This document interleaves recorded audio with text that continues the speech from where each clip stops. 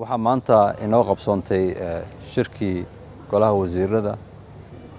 uu daadinayay ra'iisul wasaaraha waddanka mudane xasan cali kheyre oo u dhacay si internet ah maadaama aanan golaha wasiirada aysan kulan yeelanin muddadii hadda lasoo ramadaanka lagu jiray sababa aan ognahay awgood ay ka mid tahay COVID-19 saameyntiisii waddanku ku lahaa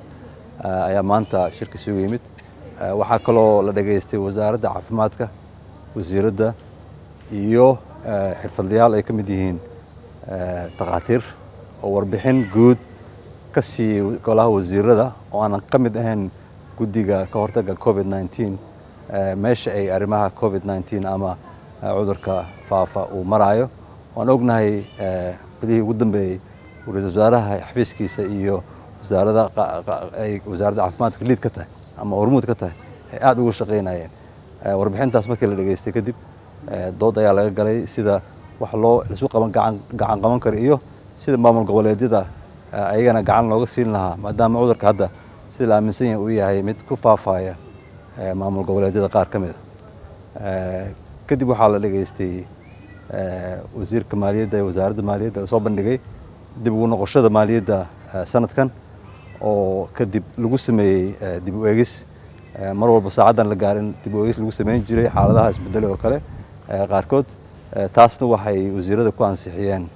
si aqlabiyad leh waxaa review lagu sameeyey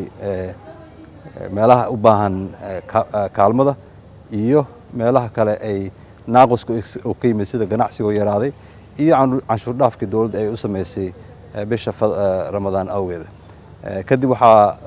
golaha wasiirada u ansixiyey xafiiska statistikada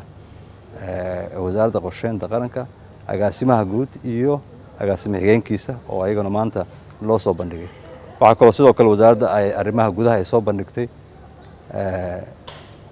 xubin ka maqnayd inay buuxiso guddiga doorashooyinka qaranka oo iyadana maanta loo ansixiyey wasaaradda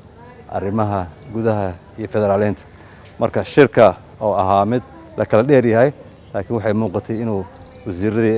ay aad uga doodeen arrimihii lasoo bandhigay oo dhan